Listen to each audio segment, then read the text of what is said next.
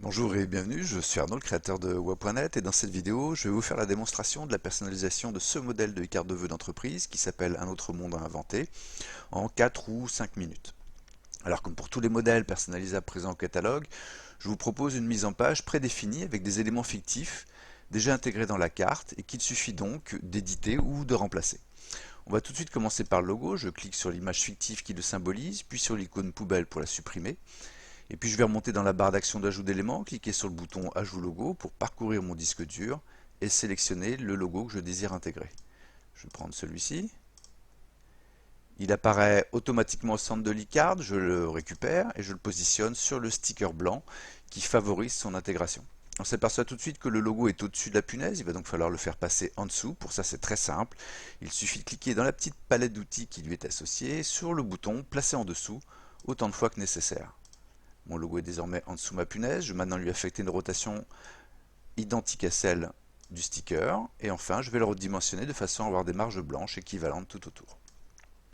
Si jamais vous aviez un logo dans un format vertical, je vais tout de suite en télécharger un pour l'exemple. Je vais prendre celui-ci. On s'aperçoit tout de suite que ça ne convient plus. Vous avez alors deux options. Ou bien vous effectuez une rotation sur le sticker existant. Et puis vous repositionnez les différents éléments par-dessus. Et vous effectuez pour le logo les mêmes opérations que tout à l'heure. En dessous la punaise, une rotation et un redimensionnement. Si ça ne convenait toujours pas, vous pourriez éventuellement supprimer le sticker présent par défaut et puis remonter dans la barre d'action d'ajout d'éléments, cliquer sur le bouton Galerie Images, puis catégorie Sticker Post-it et sélectionner un sticker dont les proportions sont proches de celles de votre logo. Et puis on effectue les mêmes opérations que tout à l'heure encore. Je vais passer le sticker en dessous de tous les éléments. Voici ma punaise, voici le logo. Et je fais des ajustements du logo. Notez que j'ai utilisé ici un logo avec un fond transparent, je pourrais donc faire l'économie du sticker blanc et de la punaise, que je supprime et je repositionne mon logo à l'emplacement suggéré. Et si jamais vous désirez un logo avec un fond transparent et que vous ne disposez que d'un logo avec fond blanc, vous pouvez utiliser une petite fonction de détourage qui est intégrée à l'outil. Je vais télécharger un autre logo pour vous faire la démonstration de détourage. Je vais prendre celui-ci. Et avant toute opération et notamment de redimensionnement, on va effectuer le détourage. Je sélectionne le logo et je clique dans la palette d'outils sur le bouton Édition avancée. Puis dans la fenêtre qui s'ouvre sur l'onglet Luminosité contraste détourage, j'active la fonction de détourage et je place le niveau de transparence à 0,05 ou 0,10. Au-delà, on va perdre des teintes de logo. 0,10 c'est très bien. Je sauvegarde et mon logo est désormais détouré. Je n'ai plus qu'à le redimensionner et à le positionner à l'endroit désiré. On va maintenant passer au message de vœux. Je vais cliquer sur le bloc texte qui contient le texte par défaut et puis nous allons éditer ce texte. Pour ça, deux solutions. La première, c'est double-cliquer dans le bloc texte, puis sélectionner le texte présent et taper son message. Je vous souhaite une belle année 2021. Je vais taper sur la touche Entrée de mon clavier pour passer à la ligne suivante. Pleine de projets et de satisfaction. Si jamais vous étiez en panne d'idées pour votre message de vœux, j'ai rédigé pour chacun des modèles présents au catalogue une série de messages qui sont accessibles juste en dessous l'e-card dans l'onglet Exemple de messages. Il vous suffit alors de sélectionner le texte qui vous plaît. Vous faites un CTRL-C ou POM-C si vous êtes sur Mac. Puis je vais maintenant vous montrer la deuxième façon. Pour éditer un bloc texte, vous êtes aperçu que lorsque vous le sélectionnez, il y a une petite palette d'outils qui lui est associée qui s'affiche. Et dans cette palette d'outils, il y a un bouton éditer qui ouvre un éditeur tout simple dans lequel on peut taper du texte ou en coller. En l'occurrence, c'est le cas. Je sélectionne le texte présent par défaut, puis je fais CTRL-V ou POM-V pour coller le texte que je viens de copier, comme ceci. Après, je fais des ajustements d'alignement, je repositionne mes guillemets, ainsi que le deuxième bloc texte qui fait office de signature, que je vais éditer.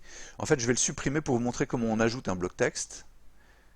Pour ça, il suffit de remonter dans la barre d'action d'ajout d'éléments, vous cliquez sur le bouton Ajout texte, et puis vous tapez le texte désiré. Je vais reconstituer ma signature, je vais taper mes prénoms et noms. Et puis je vais maintenant, une fois récupéré, je vais maintenant lui affecter les mêmes caractéristiques de police que celles du message de vœux. Pour le message de vœux, on a la police Quattrocento en taille 18 et dans un gris foncé. Je récupère mon bloc texte, je sélectionne la police Quattrocento dans la liste, elle est ici. J'affecte la taille 18 et puis je vérifie que je suis bien sur un gris foncé, je pense que c'est le cas par défaut, c'est ça. Voilà, il ne me reste plus qu'à éditer le bloc de texte qui contient les coordonnées. Si je ne désire pas de coordonnées, il suffit tout simplement de cliquer sur l'icône poubelle pour supprimer le bloc texte. Sinon, je l'édite de la même façon que tout à l'heure. Je clique sur le bouton éditer et puis je vais taper ma raison sociale, mon adresse postale et mon numéro de téléphone. Voilà, à ce stade, je peux prévisualiser ma création en cliquant sur l'icône loupe tout en haut de l'icône. Alors évidemment, les filigranes .net et les traits en diagonale sont absents du fichier final qui vous est livré dès lors que vous finalisez votre commande. Et si je suis satisfait de ma création, il ne me reste plus qu'à cliquer sur le bouton ajouter au panier pour finaliser ma commande. Si jamais je veux faire d'autres essais, je peux sauvegarder cette création en cliquant sur l'icône disque ici. Je vais la nommer Créa 1. Et puis je vais pouvoir sans crainte faire des modifications pour créer une autre version. Je pourrais par exemple, selon les teintes de mon logo, adapter la couleur du millésime et choisir un orangé. Je peux faire la même chose sur certains éléments graphiques, en l'occurrence le cœur ici aussi. Je peux éventuellement changer la mise en page. Ici, je vais aligner le logo en fer à gauche du message de vœux. S'il y a des éléments que je trouve trop gros, je peux les redimensionner, comme ceci, et les repositionner également. C'est le cas également pour le scaphandrier, pour le bouquet de fleurs. Je pourrais considérer également que mon titre est trop gros. Je pourrais le réduire un petit peu comme ceci. Du coup, avec l'espace disponible, je pourrais rajouter un visuel. Ça pourrait être par exemple une photo. Je vais aller dans la galerie d'images, je vais sélectionner un sticker au format carré. Je vais lui affecter une petite rotation pour accentuer l'effet de montage, en réduire un petit peu la taille. Et puis je vais maintenant télécharger une photo à l'instar des logos. Je parcours mon disque dur, je récupère la photo que je désire intégrer. Je la sélectionne, je la redimensionne. Je lui affecte la rotation identique au sticker. Et puis j'ajuste sa taille.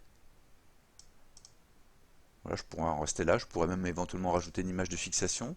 Je vais dans la catégorie punaise et puis je vais sélectionner une punaise laiton qui s'accorde bien avec le style de la carte.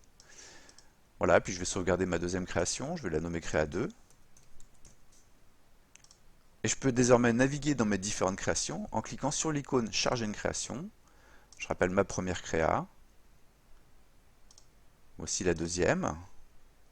Je décide que c'est la deuxième que je vais commander. Il ne me reste plus qu'à cliquer sur le bouton Ajouter au panier pour finaliser ma commande. Voilà, vous savez tout pour bien personnaliser ce modèle de e-card. Merci beaucoup pour votre attention. Bonne création et à très bientôt sur Web.net.